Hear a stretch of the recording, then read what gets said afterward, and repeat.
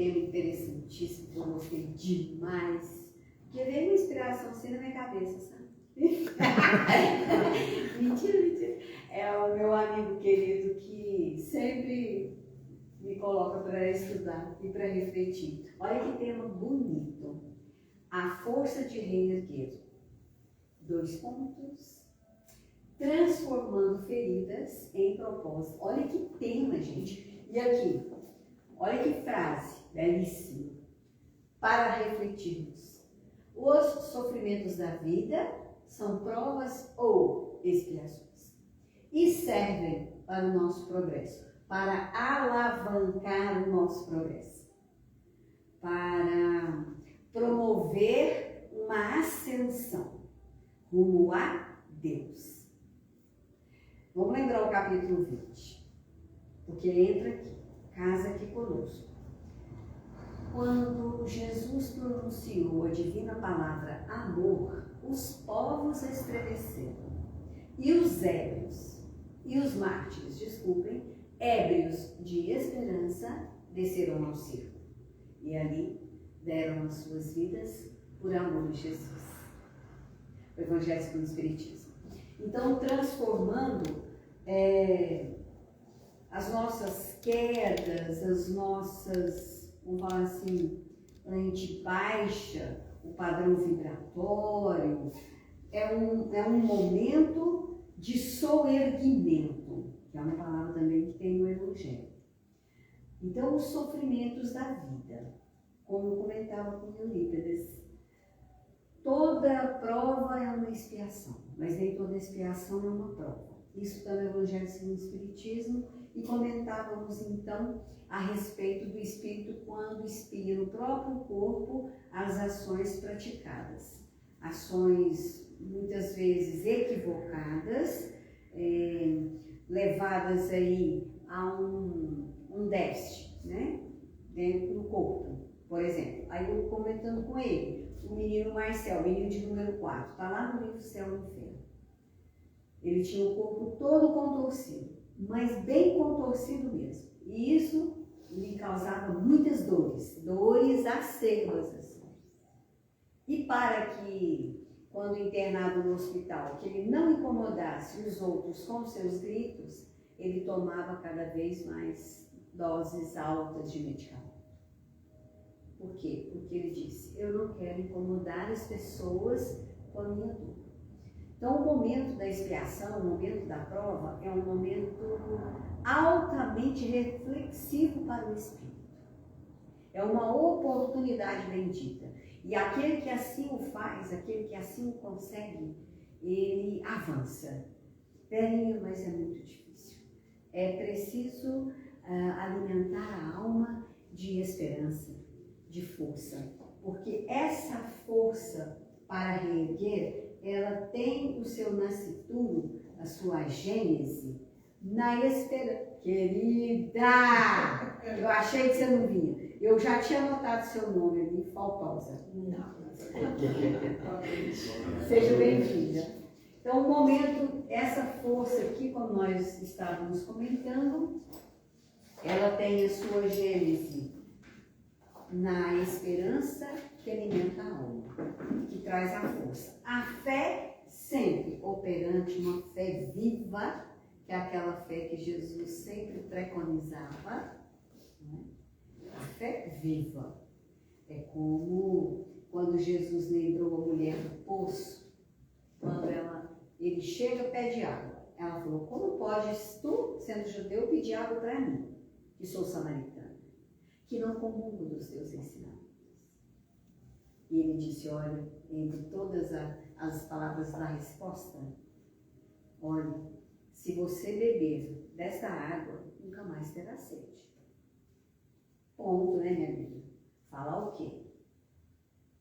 E aí ela começa a conversar com ele, vai falar que vai buscar o marido, ele fala, esse não é seu marido, como os outros também não eram. Ela falou, uai, ele conhece mesmo. Era o profeta. Então, é a fé viva que permanece na intimidade do ser, trazendo a força para reerguer. E quando a gente fala da força para reerguer, logo a gente volta o pensamento para as quedas, sejam quedas físicas, morais. Vamos ao campo da moralidade do Espírito. Quando Madalena resolveu procurar Jesus, todos, por assim dizer, entre aspas, a condenavam. Porque era uma mulher incompreendida. Incompreendida. Por quê? Porque a Madalena buscava e procurava um amor que ela própria não entendia. Porque era um amor que vinha para preencher a alma e não preencher ou dar sentido ao corpo, mas preencher a alma, porque é um amor transcendente, que lembra o Evangelho. Não o amor no sentido vulgar do termo, mas esse sol interior que condensa e reúne em seu foco ardente todas as aspirações transcendentais da alma. Então é um amor transcendente, que vai além da matéria, que alimenta a alma. E é um amor que nada tem a ver com o físico, mas é quando as almas se entrelaçam. Se entrelaçam. André Luiz lembra no livro Nosso Lar que o amor é o alimento das almas. O amor é o alimento das almas. E tem aquela pequena historieta, aquele pequeno caso, daquele moço que chegou lá no considerado inferno e foi até o refeitório. E quando eu estava ali chegando, aquele barulho grande, ouviram isso? A história dos garfos grandes? Que ótimo! Isso tudo para falar a questão do desenvolvimento do amor. O amor que preenche a alma. Ele chega lá no refeitório, aquele barulhão, aquela multidão de pessoas, com aquele barulho todo, era comida caindo para lá e para cá, os garfos grandes, batiam um no outro. Ele falou, gente, mas o que é isso? Resolveu ir para o céu. Em chegando lá no refeitório do céu, entre aspas, aquela multidão de pessoas, os garfos grandes, muita comida, mas havia uma diferença, havia um silêncio. Por quê?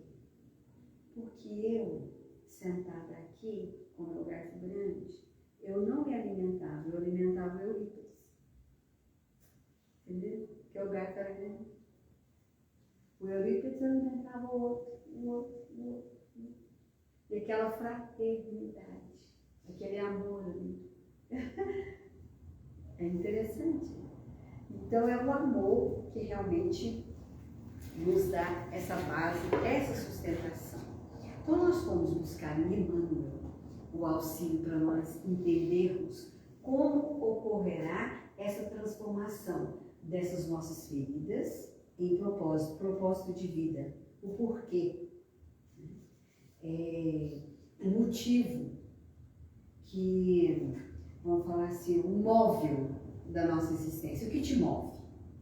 O que te dá ânimo, força, coragem para você se levantar da cama, por exemplo? Abre a janela, vê o sol, você passa a saudá-lo. Irmão Sol, bom dia, vamos à luta abençoada. O que te move? As suas ações. O porquê. Então é interessante pensar nisso quando no momento, então, das nossas quedas. Eu fico a imaginar se Paulo de Tarso ou Madalena, vamos falar, encerrar Madalena, porque a conversão de Madalena ultrapassa a conversão de Paulo. Porque Paulo era doutor da lei, conhecia a lei, mas conhecia sim a dedo e defendia.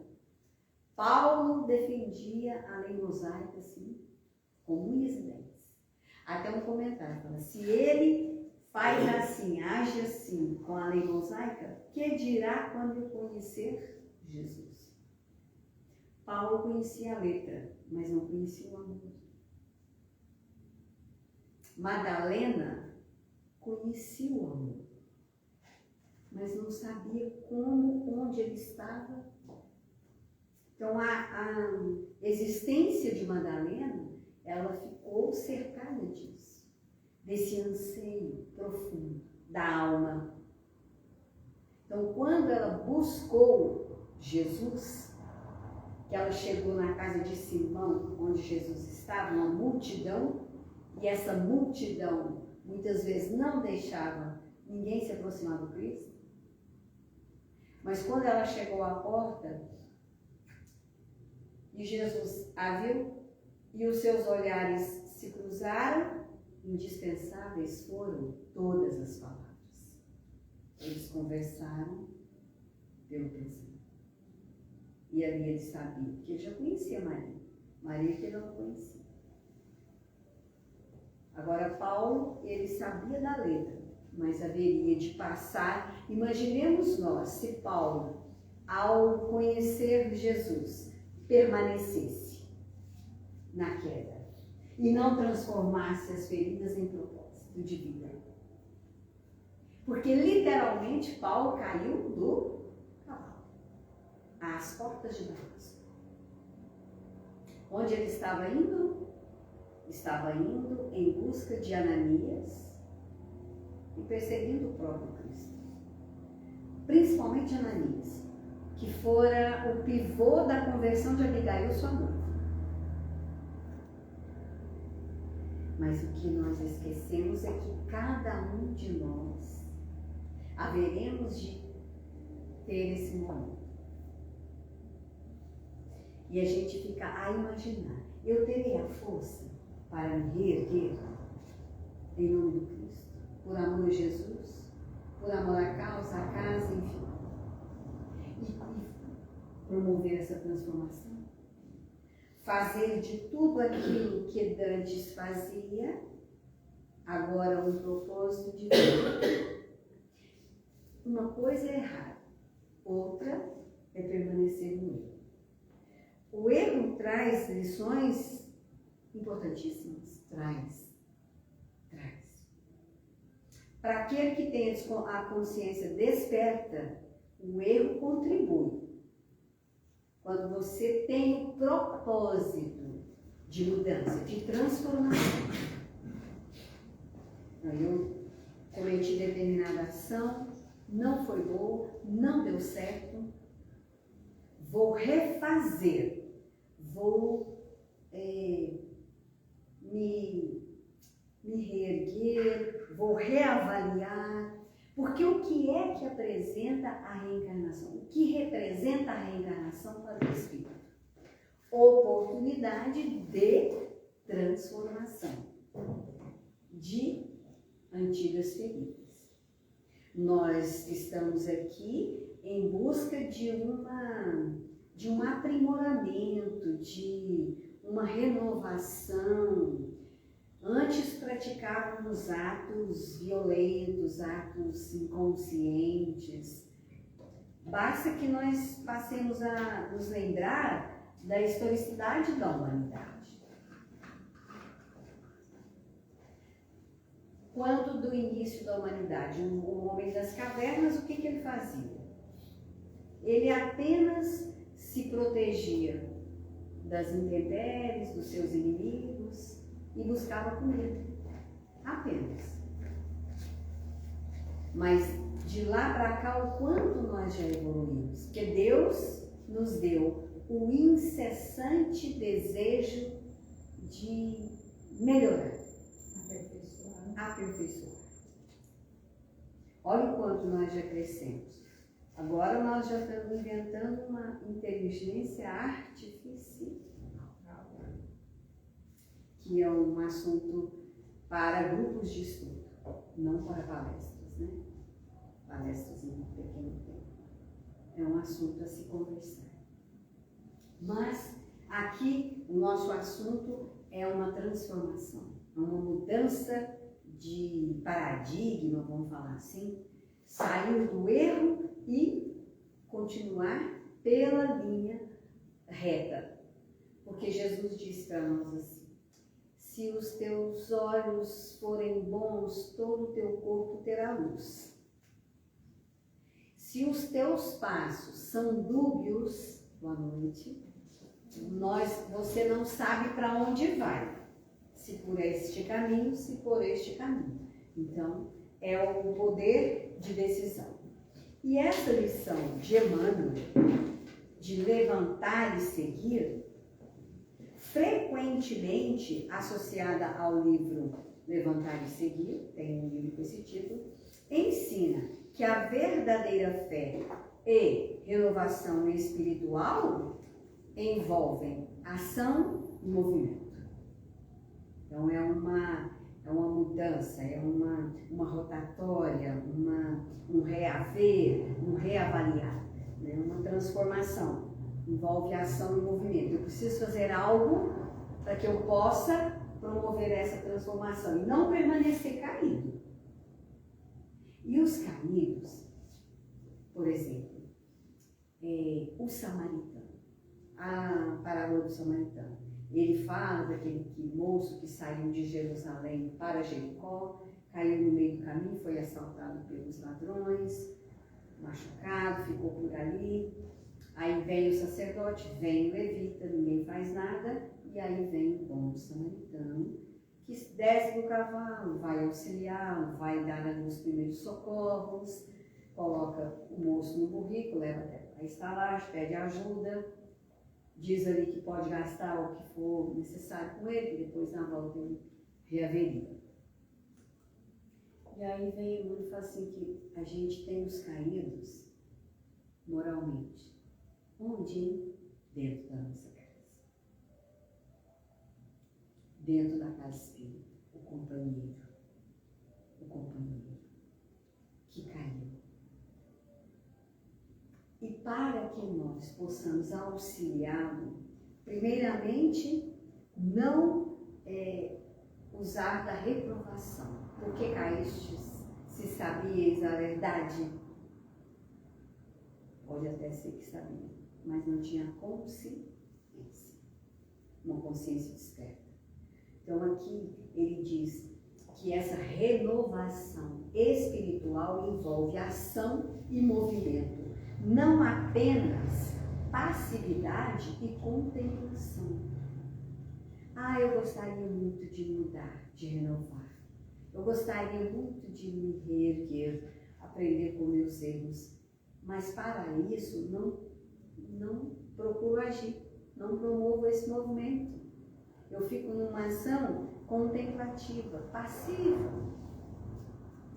Também não. Eu disse aqui, envolve ação e movimento. É um convite. Então, a cada vez que eu tenha uma queda no campo da moral, principalmente, é um convite para sair da estagnação. Não ficar rememorando sempre. Porque como é que se cura feridas? Colocando medicamento? Colocando medicamento. Orando? Sim. Ou eu vou ficar sempre abrindo a ferida? Curando as feridas. Para que elas então passem a fazer parte da minha história, mas com avanço, para que eu aprenda com elas. Por isso que hoje tem muita gente doente, né? Porque só fica remoendo, não voltando. Por isso que os próprios psicólogos estão cheios, né? Os psicólogos. Porque a semelhança do animal que rumina, né? Que tem, né? A semelhança do animal que rumina, o ser humano, ou melhor dizendo, o ser espiritual, ele aprendeu que tem condições de promover a sua melhoria. Porque se eu ficar, procurar permanecer apenas no erro, apenas caído. Se eu próprio já me dei o veredito, já bati o martelo, então parte de cada um de nós. Tem que ter um propósito. Tem que ter essa palavra aqui, propósito. Por quê? Por que viver? Para que sorrir? Eu tiro por mim mesmo. Não é? Do outro, eu não tive mesmo que a gente tem que ter um propósito. Um propósito. Se eu ficar remoendo, eu vou ficar sempre doente. Sempre doente. Então é buscar essa ação e esse movimento. É um convite para sair da estagnação e se movimentar em direção ao bem e ajudar o próximo, seguindo o exemplo de Jesus. Então, Deus auxilia a criatura através da própria criatura. Então, Ele vai se utilizar de mim, dos meus serviços, do meu desejo, do ensejo de auxiliar para atender o outro e o outro para atender aquele, e nós vamos então nesse movimento aprendendo a nos ajudar mutuamente, né? O propósito. Elaborando mais, ação e movimento. O termo levantar não se refere apenas a uma mudança física, porque se a gente for para conceituação, para modulação verbal, é levantar. Então, supõe-se que estás caído. Então, levantar, aqui ele diz, o termo levantar não se refere a uma mudança física apenas, mas principalmente a uma mudança interna, um despertar para a necessidade de progredir e evoluir fisicamente, materialmente, moralmente, espiritualmente. Porque a questão da moralidade do ser ainda é um assunto interessante para todos nós. A moralidade. O que seria a moralidade? A vivência da moral. O que seria a moral? A vivência do bem. A regra, como diz as entidades venerantes a Kardec, a regra de bem proceder, no campo do bem, do amor ao próximo. Um amor que dedica, né, ao próximo. Seguir o exemplo. Como que a gente segue o exemplo do Cristo? Uma caridade realizada desinteressadamente, que é a que mais agrada aos olhos de Deus. É a caridade desinteressada. Praticar a caridade porque faz bem ao coração, porque alimenta a alma, porque você se sente útil, porque quando você participa dos trabalhos fraternos da casa ou de uma visita fraterna a algum enfermo, você se sente melhor, você percebe a beleza da vida, das coisas, das pessoas. Realizar a caridade desinteressadamente. Então, seguindo o exemplo, erguer significa seguir os passos de Jesus. Então, a força de reerguer vem do Cristo, do seu exemplo. Não é? Quando Cristo, por exemplo, lá na Via Sacra, caiu, você falou assim, não, Jesus iria cair. Sim, não. Era um momento de mais uma lição. Porque no momento que ele caiu, então, aí o soldado fala para o Cirineu, vem aqui, moço, você vai ajudar ele a carregar a cruz. Não posso, não posso, minha esposa doente lá em casa, minha filha tem que ir embora, você vai me ajudar ele a carregar. Isso lá para saber. E aí, né, desce uma chicoteadinha, ele abaixou e foi ajudar Jesus a reerguer o madeiro inflamante, que é assim que Joana de Ângeles fala, a reerguer o madeiro inflamante. Mas só que tem uma coisa, a hora que ele olhou para Jesus, ele não ficou mais a mesma pessoa. Não porque, vamos imaginar Jesus olhando para você. Ele não olhava para sua blusa azul, seu esmalte vermelho, nada, viu, minha amiga? olhava assim, a alma. Ele olhou a alma dele. Ele não queria carregar, ajudar a carregar a cruz, por desconhecimento do exercício do bem. E para ele foi uma lição. Ele se reergueu ali naquele momento. Porque ele foi estranho até o Gólgota, carregando aquilo. Foi estranho. Chegou, entregou. Quando ele chegou lá na casa dele, as luzes estavam curadas. Curadinho. E aí a Maria Dolores que traz essa lição, traço de seguimento. E ela fala, todo bem que se faz, mesmo que seja contra gosto, é uma luz que se acende no caminho. É uma bênção que você vai colher. Não é, irmão? É como se você estivesse ali no jardim da vida, colhendo aquelas flores, para que aquilo possa ser plasmado diante de ti. Todo bem que se faz. Quando perguntaram para Francisco de Assis assim, eu estava cuidando do jardim, sabe a resposta?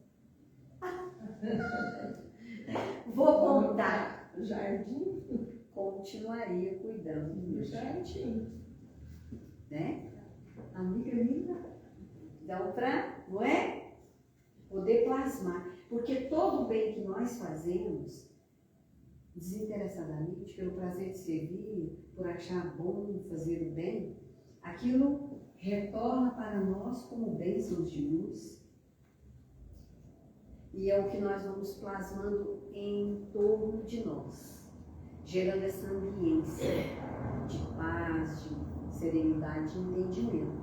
Então ele diz aqui, erguer significa seguir os passos de Jesus, trabalhando em prol do próximo e buscando a renovação moral.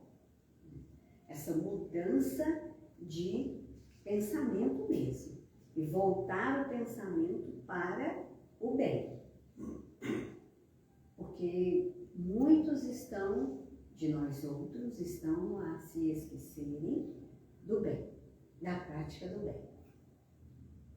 E o mal graça porque ele vai encontrando adeptos invigilantes que vão se deixando levar. Mas um dia perceberão a ausência do bem, porque o mal é a ausência do bem. A luz é a ausência, as trevas, a ausência da luz. Vai perceber.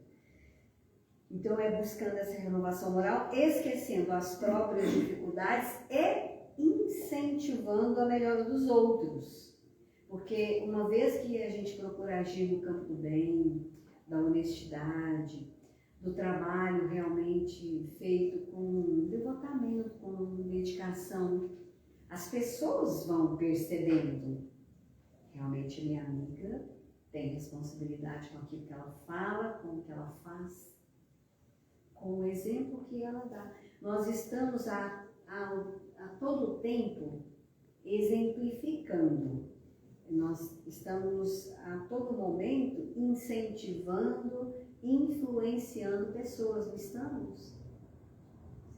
Direto ou indiretamente estamos. Ou para o bem ou para o mal. Alguém está observando. Alguém está observando. E há aqueles que, por exemplo, estão no campo do mal, atraem para si a mesma, né?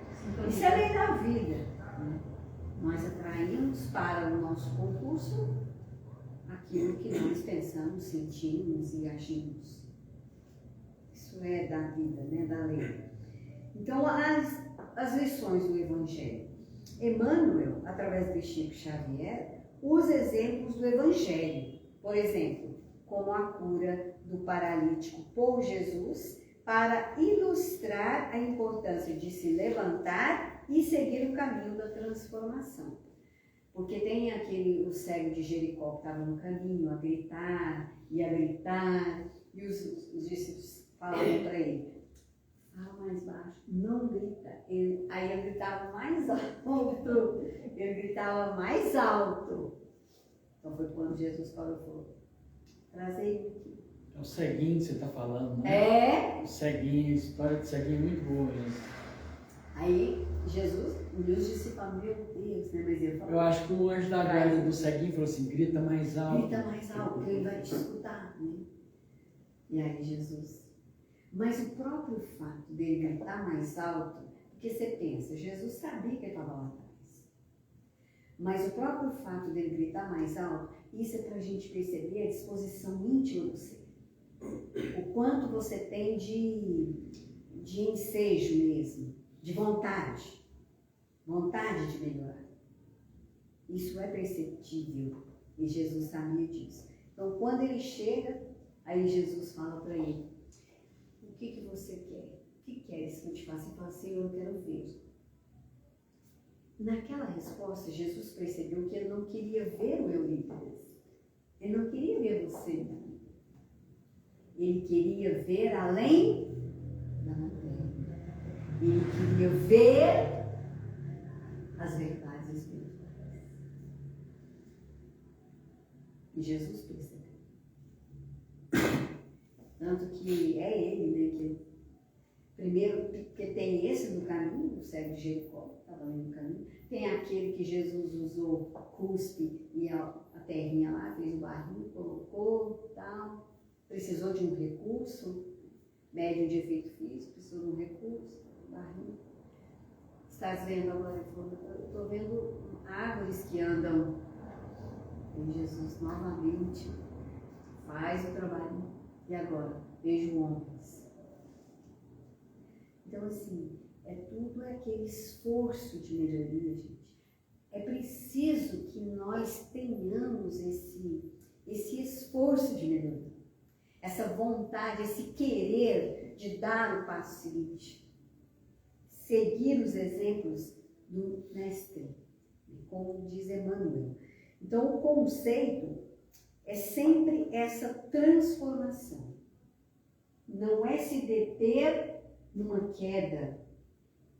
Antes eu fazia isso. Será que agora eu posso seguir Jesus? Eu mesmo vou me condenar. Vamos lembrar a mulher lá da praça. Cadê o povo que estava te condenando? Não sei, Senhor. Foram todos embora. E o Senhor o que me diz? Se eles não te condenaram, eu também não te condeno. Vá e não peques mais. Então é ficar ali, é como nós, a semelhança de uma criança birrenta, ficar ali, amassando barro ali toda a vida sem modificar, só porque errou? Você mesmo se condena? Não.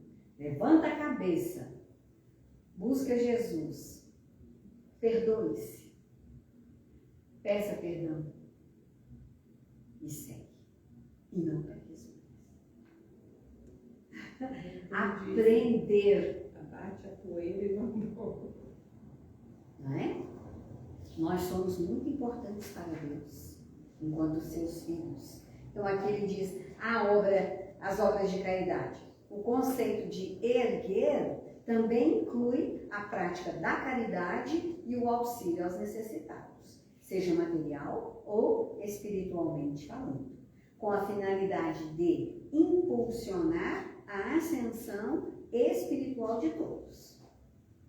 Então, cada um de nós, em fazendo aquilo que lhe é concernente, por isso que a gente fala, cada um fazendo a sua parte, o todo irá se beneficiar com as mudanças, com o bem estabelecido, com a paz que daí nós vamos gerar, que é um trabalhinho de todos.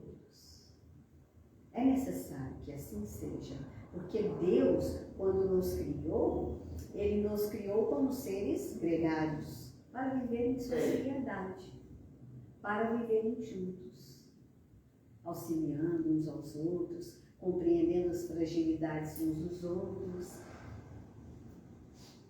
Há uma pergunta que diz, por que viver em família? O Evangelho traz a resposta, capítulo 14. quis Deus que nós nos reuníssemos em família para que pudéssemos aprender a viver verdadeiramente como nós somos, irmãos uns dos outros. Ali dentro de casa, debaixo do mesmo teto. É ali que é a prova. Ali que é a prova. Abençoada. A luta renovadora. O cadinho, como dizer Madeira. O cadinho é ali dentro. Porque fora da família é fácil, né? Né? Fora a vida, você ali em convivência todos os dias. Sabendo o defeito. E ter que, quando você sabe do defeito, usar de indulgência, porque você já ouviu o Evangelho, Jesus já disse para você, já deu o exemplo de indulgência. Qual é o sentido da verdadeira caridade como a entendi Jesus? O BIP. O que é o BIP? Benevolência para com todos, indulgência para com as faltas alheias e o perdão das ofensas. Para Jesus era a verdadeira caridade. Então Emmanuel, ele enfatiza que a fé verdadeira exige um esforço contínuo, constante, de renovação e melhora, não apenas um estado de crença passiva.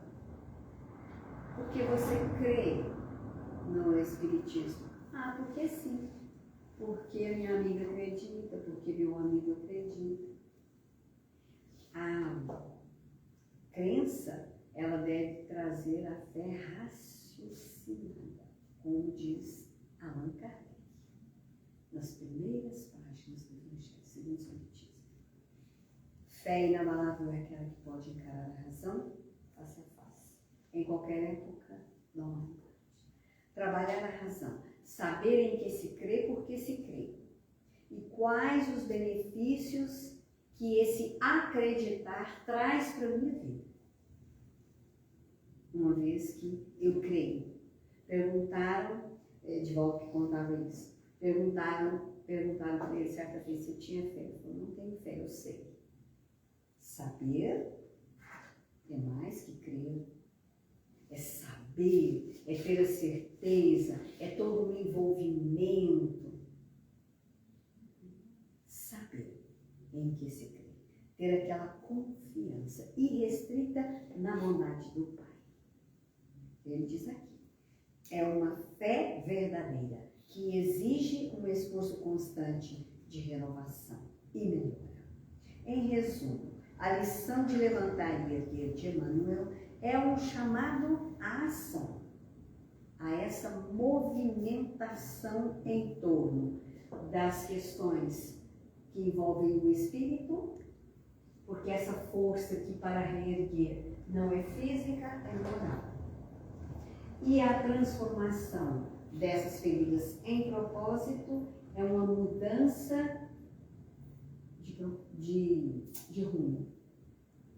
Uma mudança de rumo. Uma transformação.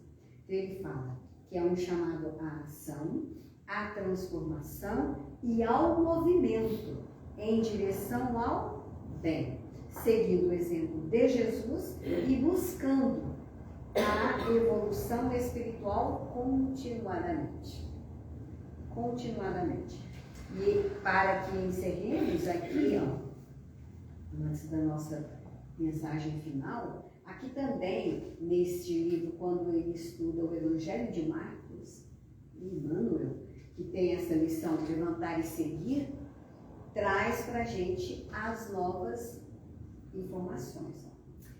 Levantar e seguir. É interessante notar que por todos os recantos onde Jesus deixou o sinal de sua passagem, houve sempre grande movimentação no que se refere ao ato de levantar e seguir. André e Tiago deixam as redes para acompanhar o Salvador. André e Tiago. Então, olha a movimentação.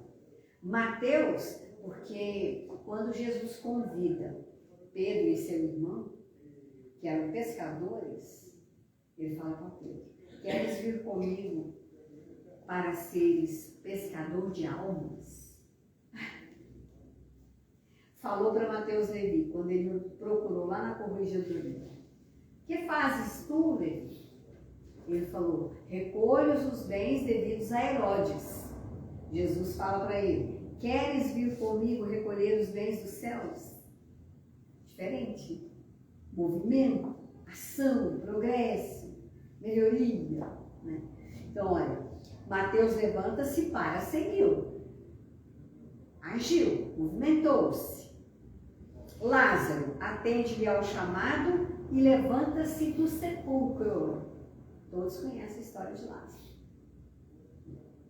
Lázaro, 4 dias, as irmãs chorosas vão até na aldeia próxima, porque eles moravam em Betânia, vão na aldeia próxima, em busca de Jesus, vão contar para ele da morte de Lázaro. Senhor, Lázaro morreu.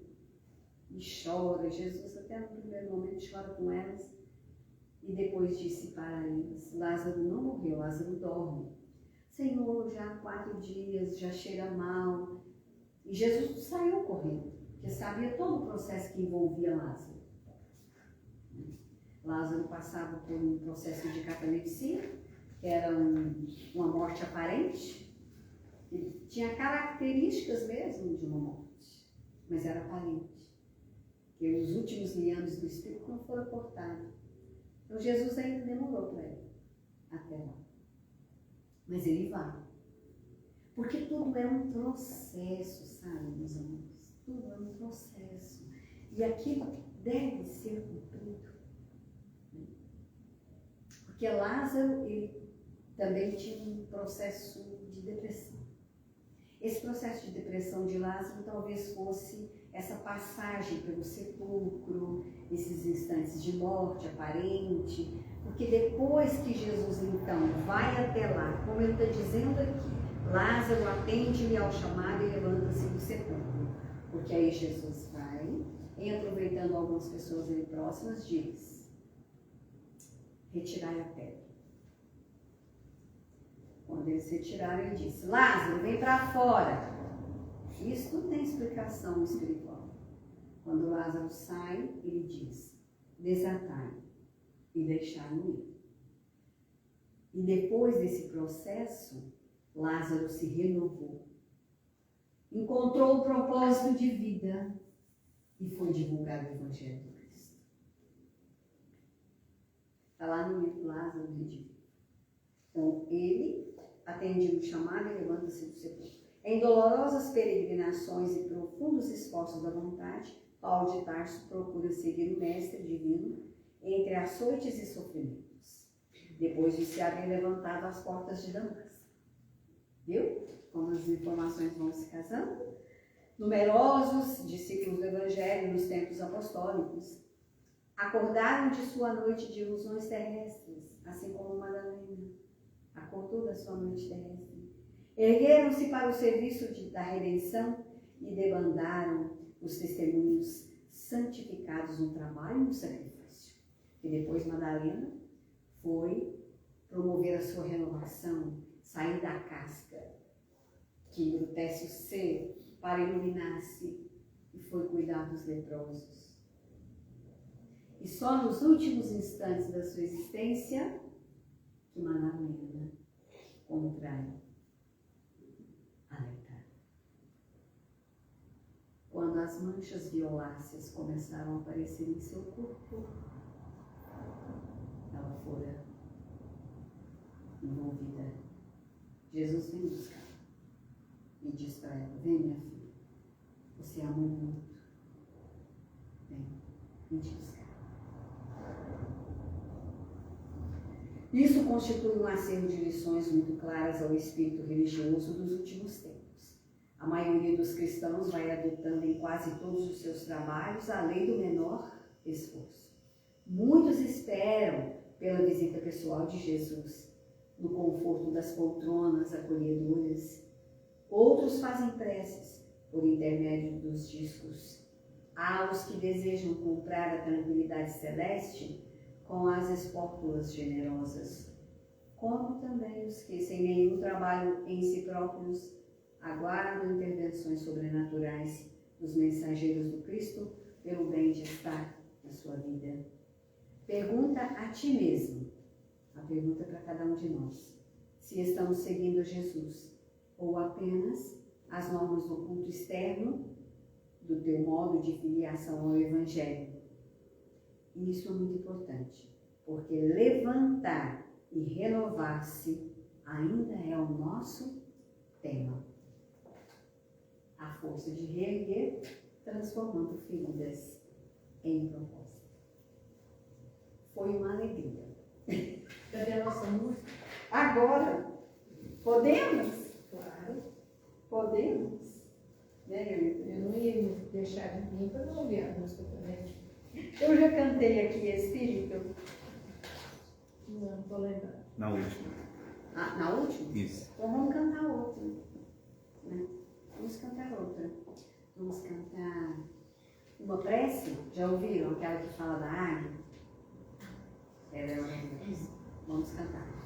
Logo após a canção, eu peço licença para me retirar. Hoje é aniversário de meu esposo. Eu deixei em casa com os convidados e vim para a palestra. Sabe por quê? Quem me inspirou? Eurípides. Porque mamãezinha dele estava no hospital. Mãezinha, Eurípides, aqui, cumprindo a tarefa dele.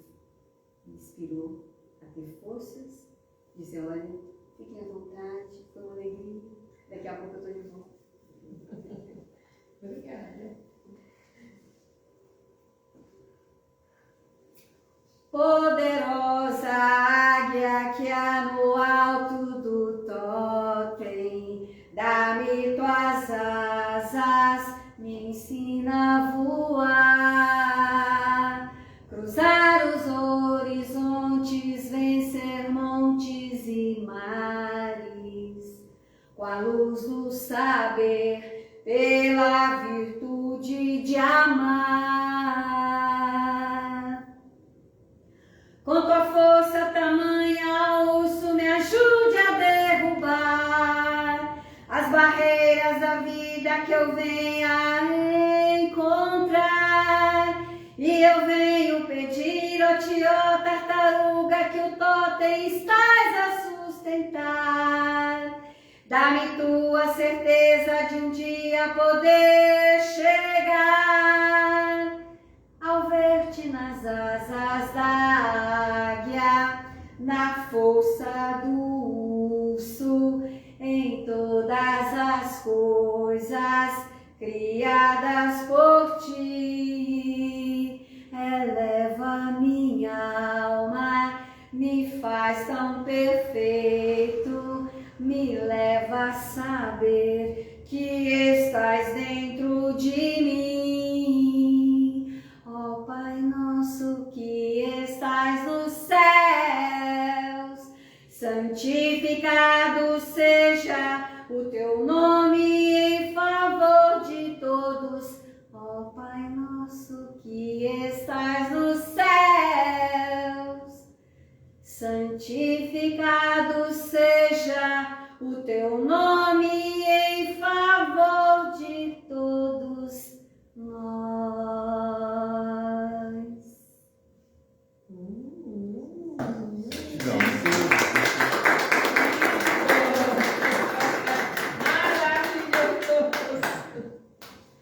Uma boa noite. Obrigada. Que Jesus nos abençoe, nos abrace a todos. Um bom retorno aos seus lares. Que assim seja. Muita paz a Para todos. você também. Com licença. Vai lá. Vou lá.